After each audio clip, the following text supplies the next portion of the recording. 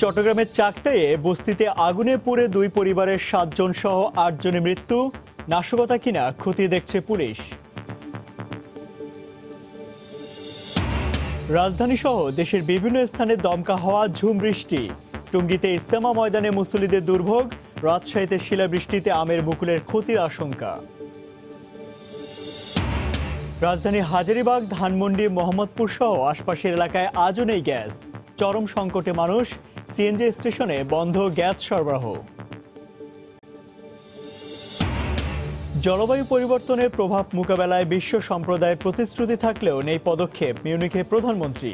ক্ষতিগ্রস্তদের জন্য জিডিপির 1 ভাগ ব্যয় করার আহ্বান। এবং বগুড়ার সরিষার ক্ষেতে মধু সংগ্রহে ব্যস্ত চাষিরা, লাভজনক হওয়ায় আহরণে আগ্রহ বাড়ছে বেকার যুবকদের।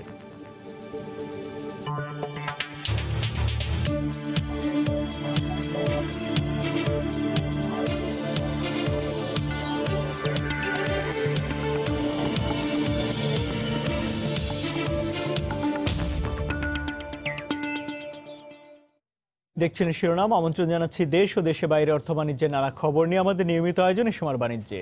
আর আপনাদের সঙ্গে আছি আমি ইমতিয়াজ আহমেদ। চট্টগ্রামের বস্তিতে আগুনে দগ্ধ হয়ে 2 পরিবারের 7 জন সহ 8 জনের মৃত্যু হয়েছে। রাত 3:30টার দিকে চাকতাই ভেড়া মার্কেট বস্তিতে এই আগুন লাগে। আগুনের ঘটনা নাশকতা কিনা তা অনুসন্ধানে কাজ করছে আইন শৃঙ্খলা রক্ষা বাহিনী। আগুন লাগার ঘটনা অনুসন্ধানে 4 সদস্যের তদন্ত কমিটি গঠন করেছে জেলা প্রশাসন। নিহতের পরিবারের প্রত্যেককে 20,000 টাকা করে আর্থিক সহায়তার ঘোষণা দিয়েছে জেলা প্রশাসক। বিস্তারিত জানাচ্ছেন কমল দে। মেয়ে বড়টা বাইর হয়েছে, মা বাইর হয়েছে, এরপর ছোট 2টা বাচ্চা ঘুমো অবস্থাতে আসছিল নি। এরপরে ওরে যত উদ্ধার করতে আইছে মনে হয় কারেন্টের মানে যে কোনো একটা আর্থিক 4 জন একসাথে মারা গেছে। আমার স্ত্রী আগুন ধরি, এখন আমি দরজা ছিঁড়ি বেলা যেমন পানিটা বাইর করতে পারি।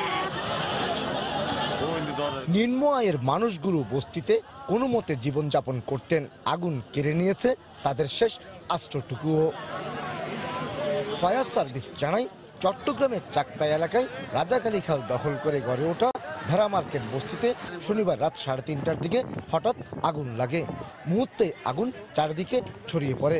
খবর পেয়ে ফায়ার সার্ভিসের 4টি ইউনিটের সদস্যরা প্রায় 1 ঘন্টা চেষ্টায় আগুন নিয়ন্ত্রণে আনে। পুড়ে যাওয়া ঘর থেকে উদ্ধার করা হয় 8 জনের মৃতদেহ।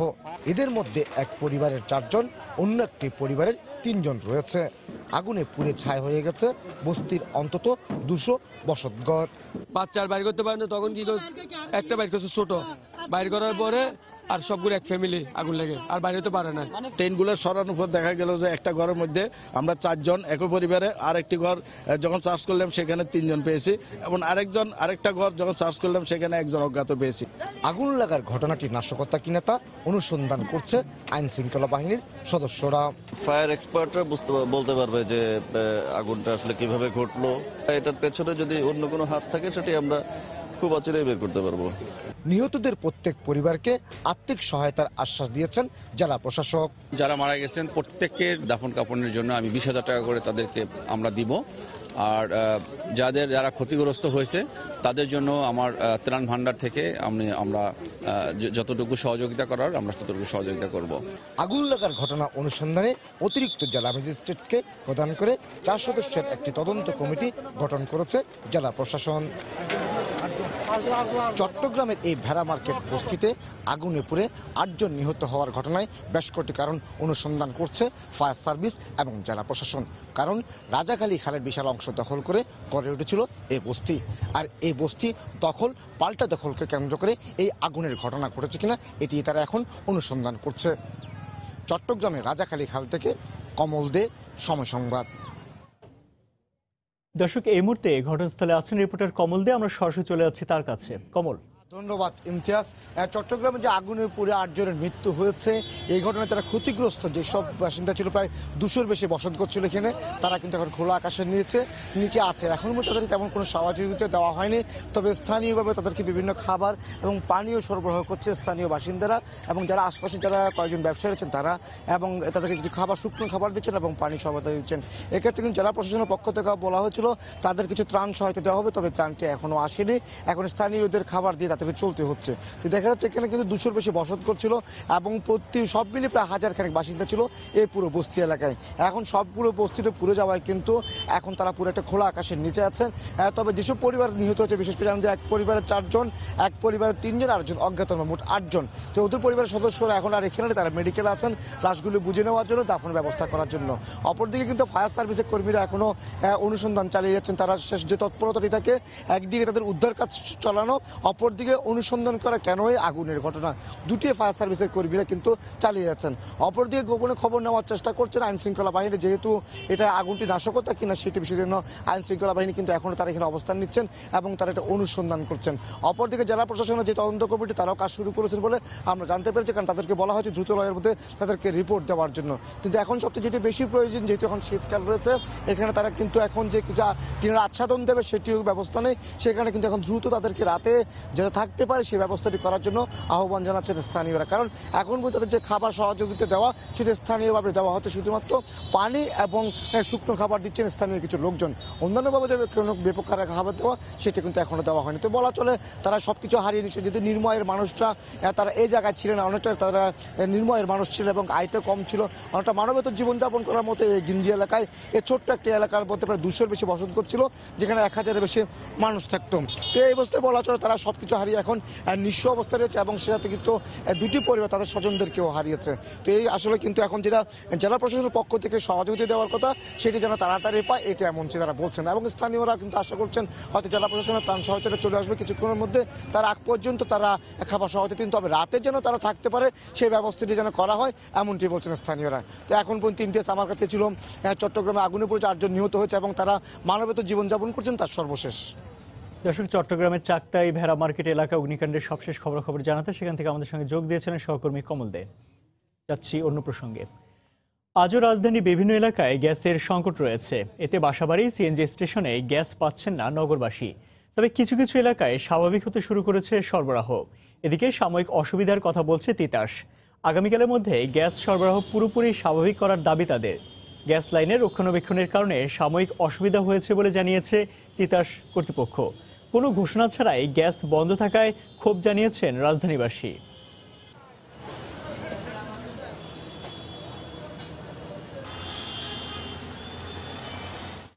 এদিকে চট্টগ্রামে সিটি কর্পোরেশনের খাল সংস্কার কাজের সময় সিইপিজেড এলাকায় গ্যাস লাইন বিচ্ছিন্ন হয়ে গেছে। এতে বেশ কয়েকটি এলাকায় গ্যাস সরবরাহ বন্ধ রয়েছে। এলাকাবাসী জানায় সন্ধ্যা 6টার দিকে নগরীর কর্ণফুলী ইপিজেড এলাকায় সিটি কর্পোরেশনের খাল সংস্কার কাজ করছিলেন শ্রমিকরা। এ সময় গ্যাসের রিং মেইন লাইন ক্ষতিগ্রস্ত হয়ে বিস্ফোরণ ঘটে। এতে হালিশহর, পতেঙ্গা ও কর্ণফুলী ইপিজেড সহ আশপাশের বিভিন্ন এলাকার গ্যাস সংযোগ বিচ্ছিন্ন হয়ে পড়ে। এতে রান্নার কাজ বন্ধ হয়ে যাওয়ায় চরম দুর্ভোগে পড়েন হোটেল ব্যবসায়ী সহ বাসাবাড়ির লোকজন। তবে গ্যাস লাইনটির সংস্কার কাজ করছে কর্ণফুলী গ্যাস কর্তৃপক্ষ।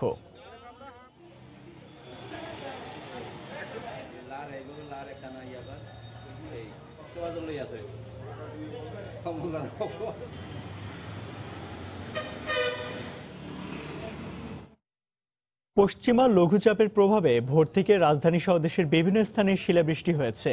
ভোর 6টা থেকে আকাশ মেঘে ঢেকে যায়। এরপর 7:30টার দিকে শুরু হয় বৃষ্টি। প্রথম দফার পর শুরু হয় শিলাবৃষ্টি। ভোরে বৃষ্টিতে দুর্ভোগে পড়েন স্কুল কলেজের শিক্ষার্থীরা। বৃষ্টির কারণে যানবাহন কমে যাওয়ায় অনেকে নির্ধারিত সময়ে স্কুলে যেতে পারেনি। একই কারণে অফিসে যাওয়া সাধারণ মানুষও পড়েন ভোগান্তিতে। আবহাওয়া অফিস জানায় পশ্চিমা লঘুচাপের প্রভাবে এই বৃষ্টি হয়।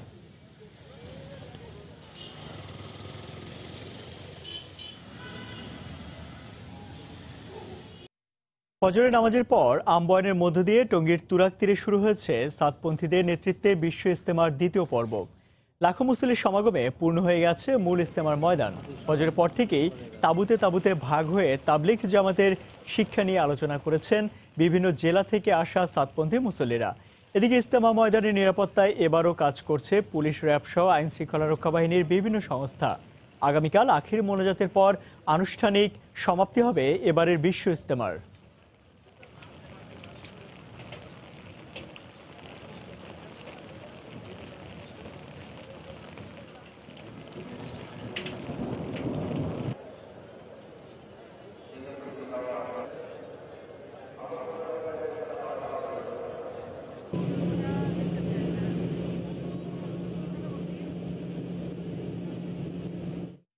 দর্শক, এই মুহূর্তে টঙ্গীর ইজতেমা ময়দানে আছেন তোহা খান তামিম এবং শাহরিয়ার জামান দীপ। সরাসরি চলে যাচ্ছি তাদের কাছে। প্রথমে যাচ্ছি তামিমের কাছে। তামিম, ইমতিয়াজ, 54তম বিশ্ব ইজতেমার যে দ্বিতীয় পর্ব মাওলানা সাদ কান্দালভির অনুসারীদের যে শুরু হয়েছে আজকে ফজর নামাজের আহ্বানের মধ্য দিয়ে। আপনাকে বলে রাখি সেই হচ্ছে যে 2 দফায় যে বয়ান, সেই বয়ানের পরে সকালে নাস্তার যে বিরতি ছিল, সেই নাস্তার বিরতি শেষ করে এখন মাশওয়ারা হচ্ছে তাবলিগ জামাতের তারা হচ্ছে পরামর্শ সভা। এই পরামর্শ সভায় তারা আসলে পরবর্তীতে যে কি করণীয়, সেই করণীয় তারা আসলে মূলত ঠিক করেন। এই মাশওয়ারাতেই তারা আসলে ঠিক করবেন যে পরবর্তীতে কারা বয়ান করবেন, কারা আসলে দিক নির্দেশনামূলক যে বক্তব্য, সেই বক্তব্য দেবেন। এবং প্রতিটা ক্ষেত্রে কিন্তু তারা এই মাশওয়ারা করে থাকেন। অর্থাৎ জামাত নামাজের যে ইমামতি, সেই ইমামতি কে করবেন, এরপরে আসরের যে জামাত হবে সেই জামাতে ইমামতি কে করবেন, তারপরে বয়ান কে করবেন।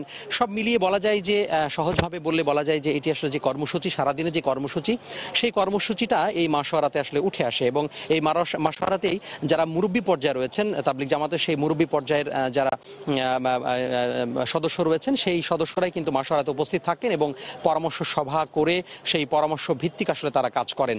তো এই মুহূর্তে মাশওয়ারা চলছে। মাশওয়ারার পরে তাদের যে ছোট জামাতের যে বৈঠক, সেই বৈঠক অনুষ্ঠিত হবে এবং দেশের বিভিন্ন প্রান্ত থেকে, প্রত্যন্ত অঞ্চল থেকে যেই তাবলিগ জামাতের যেই মুসল্লিরা এসেছেন ইজতেমাকে কেন্দ্র করে, সেই তাবলিগ জামাতের মুরব্বীদের উদ্দেশ্যে কিন্তু তাদের যে শীর্ষ মুরব্বী রয়েছেন, সেই শীর্ষ মুরব্বী কিন্তু তাদের দিক নির্দেশনামূলক বক্তব্য রাখবেন।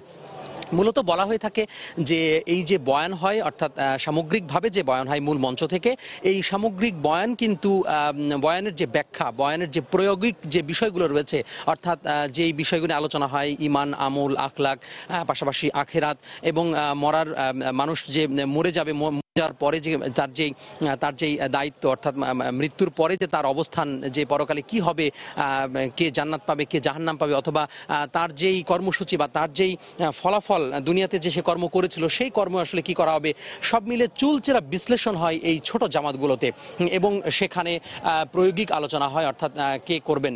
এরপরে আমরা জেনেছি যে এই বিশ্ব ইজতেমা পরে কিন্তু তারা আসলে চিল্লায় বের হয়ে যান, অর্থাৎ 3 চিল্লায় হয়, 10 চিল্লায় হয়, অথবা 40 দিনে চিল্লা হয়, অর্থাৎ 40 দিনে তারা সফরে বের হয়ে যান এবং দেশের প্রত্যন্ত অঞ্চল সহ সারা বিশ্বে তারা ছড়িয়ে পড়েন এবং সারা বিশ্বে ছড়িয়ে পড়ার মাধ্যমে তারা এখান থেকে যে শিক্ষা গ্রহণ করেছেন, সেই শিক্ষাটাই তারা আসলে এই জিল্লাগুলোতে গিয়ে প্রত্যন্ত অঞ্চলে প্রান্তিক পর্যায়ে যে জনগোষ্ঠী রয়েছে, প্রান্তিক পর্যায়ে যে মুসলমানগুলো রয়েছে সারা দেশের তথা সারা বিশ্বের, সেখানে আসলে তারা এই বিষয়গুলো মানুষের মাঝে ছড়িয়ে দেন। তো সব মিলিয়ে এখন মাশওয়ারা চলছে। মাশওয়ারার পরে ছোট জামাতের যে বৈঠক, সেই বৈঠক অনুষ্ঠিত হবে। এরপরে জোহরের নামাজ আদায় করবেন মুসল্লিরা। তো আমার হাতে এই ছিল ইজতেমার ময়দান থেকে সব শেষ। এখন আমরা চলে যাচ্ছি বিশ্ব ইজতেমার অপর প্রান্তে রয়েছেন আমাদের সহকর্মী শাহরিয়ার জামান দীপ, তার কাছে চলে যাচ্ছি আইন শৃঙ্খলা পরিস্থিতি নিয়ে শোনার জন্য। সহকর্মী তামিম যেমনটি বলছিলেন যে আজকে ফজরের নামাজের পর আহ্বানের মধ্য দিয়ে কিন্তু 54তম বিশ্ব ইজতেমার দ্বিতীয় পর্ব শুরু হয়েছে। একটু জানিয়ে রাখতে চাই আপনাদেরকে যে ইজতেমার আখিরি মোনাজাত নিয়ে একটি সমস্যা তৈরি হয়েছে, অর্থাৎ সরকারের পক্ষ থেকে বলা হচ্ছে যে সোমবার আখিরি মোনাজাত হবে, কিন্তু সাতপন্থীদের দাবি যে তারা মঙ্গলবার মোনাজাত করতে চায়। তো এই বিষয়টি নিয়ে কথা বলতে এই মুহূর্তে র্যাবের সিও আমার সাথে রয়েছেন। আমি যদি তার সাথে একটু কথা বলতে চাই যে আখিরি মোনাজাত নিয়ে একটা সমস্যা তৈরি হয়েছে, তো সার্বিকভাবে এখন পর্যন্ত ডিসিশনটি কি হয়েছে আপনাদের? আপনাকে ধন্যবাদ। আপনারা সবাই অবগত আছেন যে প্রথম পর্ব ইজতেমার এটা গতকালকে সমাপ্ত হয়েছে এবং খুব সুন্দর সুচারুভাবে আমরা সম্পন্ন করতে সক্ষম হয়েছি। আখির মোনাজাত গতকালকে হয়ে গিয়েছে। এরপর থেকে যে আজকে সকাল থেকে পরবর্তী যে ইজতেমার লোকজন আসা শুরু করেছে, একটু বৃষ্টির জন্য উপস্থিতি কম আছে, বাট যে ডিসিশনটা, এটা যে লিখিত যে ডিসিশন আছে 10টি ডিসিশনের মধ্যে, যে 18 তারিখ সকাল 10টার সময় যে আখির মোনাজাত হবে, তার মাধ্যমেই এই 54তম বিশ্ব ইজতেমার সমাপ্তি ঘোষণা হবে। তো এখন পর্যন্ত সেই ডিসিশনই বলবৎ আছে, কোনো পরিবর্তন হয়নি। সাতমন্ত্রীর পক্ষ থেকে দাবি করা হচ্ছে যে তারা মঙ্গলবার দিন করতে চায় এবং এই বিষয়টি নিয়ে আপনাদের সাথে কথা হয়েছে, তো এই বিষয়টি সম্পর্কে যদি বলেন। না, আমাদের সাথে এই বিষয়ে কোনো কথা নেই, কারণ আমরা যেটা আগেই বলেছি যে একটা লিখিত একটা বক্তব্য উপস্থাপন করা আছে আগে থেকেই 10টি পয়েন্ট, এবং পয়েন্টের মধ্যে সুন্দর করে লেখাই আছে যে 18 তারিখ সকালবেলা এই ইজতেমা আখেরি মোনাজাত হবে। এখন পর্যন্ত ওই আদেশই বলবৎ আছে, কোনো পরিবর্তন হয়নি। যদি হয়েও থাকে আমরা আপনাদেরকে জানিয়ে দেবো। ঠিক যেমনটি বলছিলেন র্যাবের সিও, অর্থাৎ যে সরকারি সিদ্ধান্ত অনুযায়ী যে সোমবার দিন সকাল 10টার সময় আখেরি মোনাজাত হওয়ার কথা দ্বিতীয় পর্বে, সেটি এখন পর্যন্ত সিদ্ধান্ত চূড়ান্ত আছে। এবং তারা বলছে যে পন্থী যারা রয়েছেন তারা বারবার বলেছিল যে মঙ্গলবার দিনটি করা যায় কিনা, কিন্তু সরকারের পক্ষ থেকে তাদেরকে সায় দেওয়া হয়নি। একটু জানিয়ে রাখতে চাই যে র্যাবের পক্ষ থেকে কিছুক্ষণ আগে কিন্তু আমাদেরকে জানানো হয়েছে যে ইজতেমার প্রথম পর্ব যেটি শেষ হয়েছে, এই দুই দিনে অসুস্থ হয়ে 7 জনের মতো মৃত্যুবরণ করেছে, এবং আজকেও বেশ কয়েকজন অসুস্থ হয়েছে। র্যাবের পক্ষ থেকে ফ্রি চিকিৎসা সেবা শুরু করা হয়েছে, এখানে তাদেরকে চিকিৎসা দেওয়া হচ্ছে। এছাড়া সার্বিক নিরাপত্তার ব্যবস্থা যদি বলতে চাই, অন্যান্য যে কোনো বারের তুলনায় এবার কিন্তু বিশ্ব ইজতেমা নিশ্চিদ্র নিরাপত্তা ব্যবস্থা নেওয়া হয়েছে। সার্বজনীনভাবে আমরা যেটি দেখতে পেয়েছি যে পোশাকের পুলিশের পাশাপাশি কিন্তু সাদা পোশাকের পুলিশ এবং সিসি ক্যামেরা মনিটরিং বাড়ানো হয়েছে। অন্যান্য যে নিরাপত্তার বিষয় রয়েছে সব দিক দিয়েই কিন্তু জোরালো ভূমিকা নেওয়া হয়েছে। এবং তারা যেটি বলছেন যে যেহেতু এই বিশ্ব ইজতেমাকে কেন্দ্র করে কিছুটা দ্বন্দ্বের সৃষ্টি হয়েছিল, কিছুটা শঙ্কা ছিল, তাই নিরাপত্তার বিষয়টিও তারা ওই বিষয়গুলো বিবেচনা করেই সাজিয়েছে। তো ইমতিয়াজ, এখান থেকে আসলে আমার কাছে সর্বশেষ যে তথ্যটি ছিল যে ফজরের নামাজের পর আম্বানের মধ্যে যে 54তম বিশ্ব ইজতেমার যে দ্বিতীয় পর্ব শুরু হয়েছে সেটা এখনো চলছে, এবং আগামীকাল সকাল 10টায় আখেরি মোনাজাতের মধ্য দিয়ে সেটি শেষ হবে। বগুড়ার সরিষার মাঠে মাঠে এখন হলুদের সমারোহ। সরিষা ফুলের মৌ গন্ধে ভিড় করছে মৌমাছি, আর সেই মৌমাছিদের পুঁজি করে মধু সংগ্রহে ব্যস্ত মধু চাষিরা। মধু সংগ্রহে লাভবান হচ্ছেন মধু সংগ্রহকারী এবং সরিষা চাষিরা। জেলা কৃষি সম্প্রসারণ বিভাগ বলছে, মধু সংগ্রহের ফলে একদিকে যেমন সরিষার ফলন বাড়ছে, অন্যদিকে মধু আহরণ করে অর্থনৈতিকভাবে লাভবান হচ্ছেন বেকার যুবকরা। বিস্তারিত মাজেদুর রহমানের রিপোর্টে ছবি তুলেছেন রবিউল ইসলাম। বগুড়ার কাহালু, দুপচাচিয়া, সোনাতলা এবং আদমদিঘি উপজেলার সরিষা ক্ষেতের পাশে দেখা মিলবে ছোট ছোট 100 থেকে 300 কাঠের বাক্স। মূলত সেখানেই মৌমাছিদের আনাগোনা। 5 থেকে 7 দিন পর পর কাঠের বাক্সের মধ্যে সংগ্রহ হয় মধু। সংগ্রহকারীরা জানান, বাজার ব্যবস্থাপনা, পুলিশের চাঁদাবাজি এবং কৃষকের ভুল ধারণা দূর করা গেলে এই খাতে অনেক বেকার যুবকের কর্মসংস্থানের সুযোগ সৃষ্টি হবে। থাকলে আপনার ফলন ভালো হয়, কিন্তু এই জিনিসটা তো সবাই তো আর বোঝে না। কোনো এক জায়গা থেকে আসছি, সেই সময় পুলিশ আমাদেরকে দাঁড় করিয়ে রাখে দীর্ঘ সময় ধরে, তারা অনেক চাঁদা দাবি করে। সরিষা জমির পাশে মধু সংগ্রহ নিয়ে ভুল ধারণা ছিল চাষিদের। অধিক ফলন পাওয়ায় এই ধারণা পাল্টে গেছে তাদের। মৌমাছি বসলে আমাদের ফুলের যে পরাগণটা ঘটায়, এতে আমাদের সরিষা অনেক বেশি হয়। ফুলে পরাগায়ন যত বেশি হবে ততই ফলন বাড়বে। তাই মধু সংগ্রহকারী এবং কৃষক দুই পক্ষই লাভবান হচ্ছেন। ক্ষেতের পাশে মধু সংগ্রহ হয়। উৎপাদনকারী এবং আমার কৃষকরা একটা বন্টনের মাধ্যমে এই মধুটাকে ভাগ করে নিতে পারতেন, তাহলে হয়তো তারা আরো বেশি মৌ চাষে আগ্রহী। জেলার কৃষি বিভাগের তথ্য মতে 4টি উপজেলায় 25টি মধু সংগ্রহকারী দল 6000 হেক্টর সরিষা ক্ষেতের পাশে এবার মধু সংগ্রহ করছেন। এ পর্যন্ত জেলায় মধু সংগ্রহ হয়েছে 25 মেট্রিক টন। মাজেদুর রহমান, সময় সংবাদ, বগুড়া। এক সপ্তাহের মধ্যে পুরান ঢাকায় ক্ষতিকর ও ঝুঁকিপূর্ণ কেমিক্যাল গোডাউনে ভ্রাম্যমাণ আদালতের মাধ্যমে অভিযান পরিচালনা করে ব্যবস্থা নেওয়া হবে বলে জানিয়েছেন ঢাকা দক্ষিণ সিটি কর্পোরেশনের মেয়র সাইদ খোকন। গতকাল বঙ্গবন্ধু আন্তর্জাতিক সম্মেলন কেন্দ্রে বাংলাদেশে অগ্নি নিরাপত্তায় করণীয় ও চ্যালেঞ্জ বিষয়ে সেমিনারে তিনি কথা বলেন। বিশ্বব্যাংকের শয়তানিয়া প্রকল্প বাস্তবায়নের পর 2020 সালে ঢাকা দুর্যোগ মোকাবেলায় সক্ষমতা অর্জন করবে বলে আশা প্রকাশ করেন মেয়র। সেমিনারে অগ্নি নিরাপত্তা নিয়ে বিভিন্ন পদক্ষেপ ও চ্যালেঞ্জ তুলে ধরেন বক্তারা। বৃহস্পতিবার হঠাৎ করেই আগুন লাগে রাজধানীর সোহরাওয়ার্দী হাসপাতালে। মুহূর্তেই আগুন ছড়িয়ে পড়ার পাশাপাশি ছড়িয়ে পড়ে আতঙ্ক। তাৎক্ষণিক 1000-এর বেশি রোগীকে বিভিন্ন হাসপাতালে সরিয়ে নিয়ে ফায়ার সার্ভিসের তৎপরতায় শেষ রক্ষা হয় কোনো প্রাণহানি ছাড়াই। শুধু একটি নয়, ফায়ার সার্ভিসের তথ্যে মহানগরীর 433টি হাসপাতাল ক্লিনিকের 173টি আছে খুবই ঝুঁকিপূর্ণ অবস্থায়। এমন ঝুঁকির মধ্যে আছে শিক্ষা প্রতিষ্ঠান, শপিং মল সহ বিভিন্ন স্থাপনা। আগুনের ঝুঁকি মোকাবিলায় সেমিনারে সবচেয়ে বেশি প্রাধান্য পায় সচেতনতা ও সতর্কতা। ফায়ার সার্ভিস একটি প্রজেক্টের আওতায় যে আরবান ভলান্টিয়ার তৈরি করেছে, তাদেরকেও কিন্তু অ্যাকচুয়ালি এই অ্যাওয়ারনেস ডেভেলপমেন্টে ব্যবহার করা যায়। স্কাডা পাইলটিং করেছি এই পাম্প স্টেশনগুলোতে, এবং বিভিন্ন নেটওয়ার্ক যে আছে সেখানে আমরা বাল্বগুলাও যাতে আমাদের সেন্ট্রালি যে ওয়াসা ভবন আছে ওখান থেকে কন্ট্রোল করতে পারি। আমাদের জেনারেশন যেটা গ্যাপ ফিল মনে করি, আমাদের একটা ছাতির নিচে বা একটা আমব্রেলার নিচে আমরা নেই, আমরা একজন আরেকজনকে জানাই না আমরা কি কাজটা করছি। আমি মনে করি যে মিডিয়াকে আরো ব্যবহার করাও এই কাজে খুব উপকারী হবে। ন্যাশনাল ফায়ার কাউন্সিল থাকবে, যেটা আমি মনে করি স্যার একটা সরকারের জন্য অ্যাডভাইজারি রোল হিসেবে কাজ করতে পারবে। সিটি মেয়র বলেন 120 বর্গ কিলোমিটারের ঢাকায় 2 কোটির বেশি মানুষ বসবাস করে। নিরাপদ নগরী গড়ে তুলতে কাজ করছেন তারা। আমরা সিদ্ধান্ত নিয়েছি, আমরা একটি কমিটির মাধ্যমে এ সপ্তাহে পুরনো ঢাকার কেমিক্যাল গোডাউনগুলোর মধ্যে যে সমস্ত কেমিক্যাল ঝুঁকিপূর্ণ সেই সমস্ত কেমিক্যাল গোডাউনগুলোতে ভ্রাম্যমাণ আদালত পরিচালনার মধ্য দিয়ে আমরা সেখানে আইন অনুযায়ী ব্যবস্থা গ্রহণ করব। পরিকল্পিত নগরায়নে রাজধানী উন্নয়ন কর্তৃপক্ষ রাজুককে আরো গ্রহণযোগ্য ও শক্তিশালী করার উপর জোর দেন বিশেষজ্ঞরা। খেলার মাঠগুলি সেই জায়গাতে সেফটি কিছু ফ্যাসিলিটিস থাকতে হবে, টেন্ট থাকতে হবে। পরিসংখ্যানে দেখা যায় শুধু 2018 সালেই দেশে আগুনের ঘটনা ঘটেছে 19,642টি। এতে প্রাণ গেছে 130 জনের আর আহত হয়েছেন আরও 664 জন। পরিবার পরিজনকে সানবীর রূপল, সময় সংবাদ, ঢাকা। সত্যিকারের গণতন্ত্র প্রতিষ্ঠা হলে অর্থনীতিতে সব খাতের অন্তর্ভুক্তি অর্জন সম্ভব হবে বলে মন্তব্য করেছেন পরিকল্পনা মন্ত্রী এম এ মান্নান। গতকাল সকালে রাজধানী ব্র্যাকিন সেন্টারে ব্যবসা ও অর্থনৈতিকভাবে সরকারের চ্যালেঞ্জ বিষয়ক সেমিনারে মন্তব্য করেন তিনি। মন্ত্রী বলেন, সম্পদশালীদের সম্পদ দ্রুত বাড়ছে, দরিদ্রদের পরিবর্তন ধীরে হচ্ছে। সরকার এই অবস্থার পরিবর্তনে কাজ করে যাচ্ছে। সারেম আয়োজিত এই সেমিনারে অর্থনীতিবিদরা বলেন, সামাজিক সুরক্ষায় যে ব্যয় হচ্ছে তা বিভিন্ন ক্যাটাগরিতে হওয়ায় বিড়ম্বনা বাড়ছে। তবে প্রবৃদ্ধিতে বিশেষ ভূমিকা রাখছে ক্ষুদ্র মাঝারি উদ্যোক্তাদের কার্যক্রম। আলোচনায় অংশ নেয় নেপাল, ভুটান, ভারতের অর্থনীতিবিদ, দেশের বিভিন্ন গবেষণা প্রতিষ্ঠানের প্রতিনিধি ও বিশ্ববিদ্যালয়ের শিক্ষার্থীরা।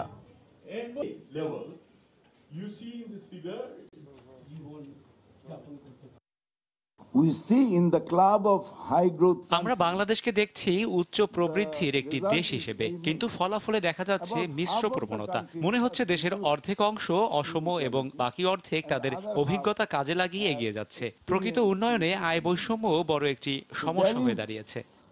There is a large dispersion around initial income. বাংলাদেশের অর্থনৈতিক প্রবৃদ্ধি এক অঙ্ক থেকে 2 অঙ্কে নিয়ে যাওয়া কঠিন কোনো বিষয় নয়। এজন্য ক্ষুদ্র মাঝারি ব্যবসায়ীদের অগ্রযাত্রায় সহযোগিতা করার পাশাপাশি বড় শিল্পকেও দ্রুত এগিয়ে নিতে হবে। বিনিয়োগের জন্য বর্তমানে এক অঙ্কের সুধার বিশেষ ভূমিকা রাখছে। যেখানে জবলেস গ্রোথ হয় আমরা ওই পর্যায়ে নই, বুদ্ধিবৃত্তিকভাবে নই, প্রযুক্তিভাবে নেই, আমরা এখনো নিচে আছি যেখানে কাজের মাধ্যমে উৎপাদন করতে হবে। তো আমরা বলছিলাম যে আমরা বৈষম্য দূর করতে পেরেছি, কারণ ইতিমধ্যে যাদের সম্পদ আছে তারা বহু গুণে আরো উপরে চলে গেছে, এটা সঙ্গে কোনো সন্দেহ নেই। আলু মজুত রাখার জন্য কোল্ড স্টোরেজ সমস্যা সমাধানে 1 মাসের মধ্যে বাণিজ্য মন্ত্রণালয় এবং কোল্ড স্টোরেজ অ্যাসোসিয়েশনের নেতাদের নিয়ে একটি কমিটি গঠন করা হবে বলে জানিয়েছেন বাণিজ্যমন্ত্রী টিপু মুনশি। শনিবার রাজধানী হোটেল পূর্বানীতে বাংলাদেশ কোল্ড স্টোরেজ অ্যাসোসিয়েশনের 46তম বার্ষিক সাধারণ সভার আলোচনা সভায় এই কথা বলেন মন্ত্রী। এ সময় তিনি বলেন, চাহিদার চেয়ে অতিরিক্ত আলু সংরক্ষণে থাকায় এর বিকল্প ব্যবহার নিয়ে চিন্তা করতে হবে। আলু রফতানি করতে এর নতুন নতুন জাত উদ্ভাবনে সংশ্লিষ্টদের এগিয়ে আসার আহ্বান জানান মন্ত্রী। এ সময় গত 1 বছরের কার্যবিবরণী এবং আগামী 1 বছরের কর্মপরিকল্পনা নিয়ে আলোচনা করেন সংগঠনটির নেতারা।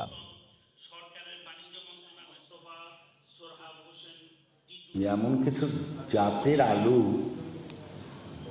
আমাদের পরীক্ষা নিরীক্ষা করে কৃষিবিদরা যদি তৈরি করতে পারে যে আলুটা ওই সমস্যার থেকে বাইরে থাকবে, তাইলে কিন্তু বিদেশে এক্সপোর্ট করা যেতে পারে। বাণিজ্য মন্ত্রণালয়ের একজন এডিশনাল সেক্রেটারিকে আমি দায়িত্ব দিই, আপনাদের সাথে বসুক, অ্যাসোসিয়েশনতে বসুক, ডিটেল কাজ করে একটা সাজেশন দেয়।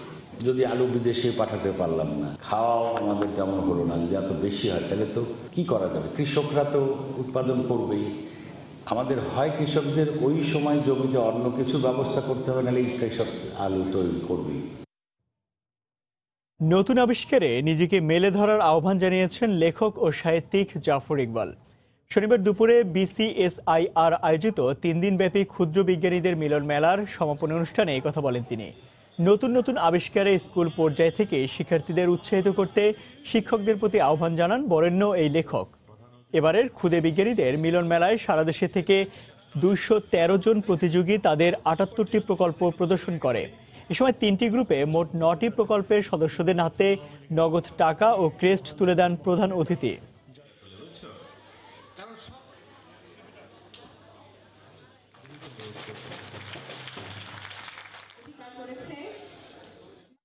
দেশের তৈরি পোশাক শিল্পের বাজার সম্প্রসারণে নতুন বাজারে রফতানিতে 5% নগদ প্রণোদনার দাবি করেছে বিজিএমইএ। শনিবার বিজিএমইএ কার্যালয়ে পোশাক ব্যবসার সাথে জড়িত সংসদ সদস্য এবং মন্ত্রীদের সংবর্ধনা অনুষ্ঠানে এ দাবি জানানো হয়। অনুষ্ঠানে প্রধানমন্ত্রীর বেসরকারি শিল্প ও বিনিয়োগ উপদেষ্টা সালমান এফ রহমান বলেন, ব্যবসা বাণিজ্যিকরণ সহ ওয়ান স্টপ সার্ভিস চালুতে সর্বোচ্চ গুরুত্ব দিচ্ছে বর্তমান সরকার। সংবর্ধনা অনুষ্ঠানে বাণিজ্যমন্ত্রী টিপু মুন্সি, স্থানীয় সরকার, পল্লী উন্নয়ন ও সমবায় মন্ত্রী মোহাম্মদ তাজুল ইসলাম সহ মোট 7 জন সংসদ সদস্য উপস্থিত ছিলেন। এ সময় বিজিএমইএ সভাপতি সিদ্দিকুর রহমান পোশাক শিল্প খাতকে সব ধরনের ভ্যাটের বাইরে রাখার দাবি জানান। সেই সাথে তিনি দেশের পোশাক খাতের ভাবমূর্তি উন্নয়নে সবাইকে একযোগে কাজ করার আহ্বান জানান। অনুষ্ঠানে জানা যায়, রুগ্ন পোশাক শিল্প মালিকদের ব্যবসা গুটিয়ে নেওয়ার সুযোগ দিয়ে এক্সিট পলিসি তৈরির কাজ করছে সরকার। উনি চট্টগ্রামে আছেন, সেই জন্য আসতে পারেননি। নতুন মার্কেটে ইনসেন্টিভ দেওয়ার পরে একটা সুবিধা হয়েছে, যেখানে আমাদের নতুন মার্কেটে ব্যবসায় ছিল না, সেখানে আজকে কিন্তু প্রায় 15-16% নতুন মার্কেটে যাচ্ছে। জোর দাবি জানাই, আপনারা যে কোনোভাবে আমাদেরকে আগামী 2টা বছর কমপক্ষে 5% হারে এই খাতকে ক্যাশ ইনসেন্টিভ দিন। ইজ অফ ডুইং বিজনেসে আমি কাজটা শুরু করেছি, ওয়ান স্টপ সার্ভিসের উপরে কাজটা শুরু করেছি এবং অনেক সিরিয়াসলি আমরা কাজটা করতেছি এবং আপনারা খুশি হবেন শুনে, সরকারি কর্মকর্তা যারা আছেন এটার সাথে জড়িত তারাও কিন্তু আমার সাথে একমত, তারাও কিন্তু আমাকে ফুল কোঅপারেশন দিচ্ছেন। গাজীপুরের টঙ্গীতে ইজতেমা ময়দানের পাশে যমুনা ব্যাংক ফাউন্ডেশনের ফ্রি মেডিকেল ক্যাম্প স্থাপন করা হয়েছে। গতকাল ইজতেমায় আগত অসুস্থ মুসল্লিদের ফ্রি চিকিৎসা সেবা দানের জন্য মেডিকেল ক্যাম্পটি উদ্বোধন করা হয়। যমুনা ব্যাংক ফাউন্ডেশনের চেয়ারম্যান নূর মোহাম্মদ মেডিকেল ক্যাম্পটির উদ্বোধন করে রোগীদের মাঝে বিনামূল্যে ওষুধ বিতরণ করেন। এ সময় উপস্থিত ছিলেন যমুনা ব্যাংকের অতিরিক্ত ব্যবস্থাপনা পরিচালক মির্জা ইলিয়াস উদ্দিন আহমেদ সহ অন্যান্য কর্মকর্তারা।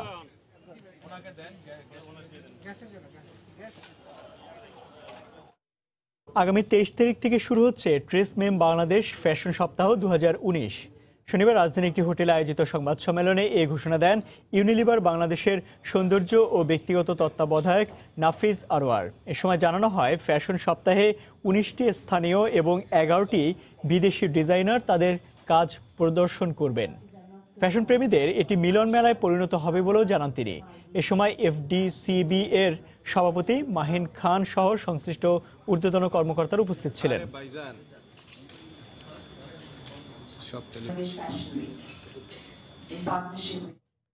ইসলামী ব্যাংক বাংলাদেশ লিমিটেডের এজেন্ট ব্যাংকিং সম্মেলন অনুষ্ঠিত হয়েছে। শনিবার রাজধানী একটি হোটেলে দিনব্যাপী এ সম্মেলনের সমাপনী অনুষ্ঠানে প্রধান অতিথি হিসেবে বক্তব্য দেন ব্যাংকটির ব্যবস্থাপনা ও প্রধান নির্বাহী Mahbubul Alam. Deputy managing director Abu Reza Mohammad Yahya এর সভাপতিত্বে অনুষ্ঠানে আরও বক্তব্য রাখেন ব্যাংকটির ঊর্ধ্বতন কর্মকর্তারা। এ সময় তারা বলেন, টেকসই উন্নয়ন লক্ষ্যমাত্রা অর্জনে সরকার যে আর্থিক অন্তর্ভুক্তি কর্মসূচি গ্রহণ করেছে তা বাস্তবায়নে এজেন্ট ব্যাংকিং শক্তিশালী ভূমিকা রাখবে।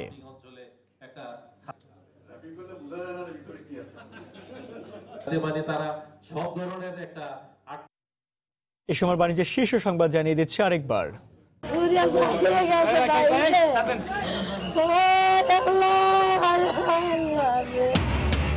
চট্টগ্রামের চাকতাইয়ে বস্তিতে আগুনে পুড়ে 2 পরিবারের 7 জন সহ 8 জনের মৃত্যু। নাশকতা কিনা খতিয়ে দেখছে পুলিশ। রাজধানী সহ দেশের বিভিন্ন স্থানে দমকা হাওয়া, ঝুম বৃষ্টি। টঙ্গীতে ইজতেমা ময়দানে মুসল্লিদের দুর্ভোগ। রাজশাহীতে শিলাবৃষ্টিতে আমের মুকুলের ক্ষতির আশঙ্কা। ধীরে ধীরে স্বাভাবিক হতে শুরু করেছে সাভার ও রাজধানী গ্যাস সরবরাহ। লাইন কাটা পড়ায় চট্টগ্রামের বিভিন্ন এলাকায় গ্যাস নেই, সাধারণ মানুষের দুর্ভোগ। জলবায়ু পরিবর্তনের প্রভাব মোকাবেলায় বিশ্ব সম্প্রদায়ের প্রতিশ্রুতি থাকলেও নেই পদক্ষেপ, মিউনিকে প্রধানমন্ত্রী। ক্ষতিগ্রস্তদের জন্য জিডিপির 1 ভাগ ব্যয় করার আহ্বান। এবং বগুড়ার সরিষার ক্ষেতে মধু সংগ্রহে ব্যস্ত চাষিরা। লাভজনক হওয়ায় আহরণে আগ্রহ বাড়ছে বেকার যুবকদের। এই ছিল সময় বাণিজ্যে। যে কোনো খবর পেতে ভিজিট করুন সময়নিউজ.tv। আপনার মোবাইলে সময় টিভি দেখতে সকল খবর পেতে ডাউনলোড করুন সময় অ্যাপ। সঙ্গে থাকুন সময়ের।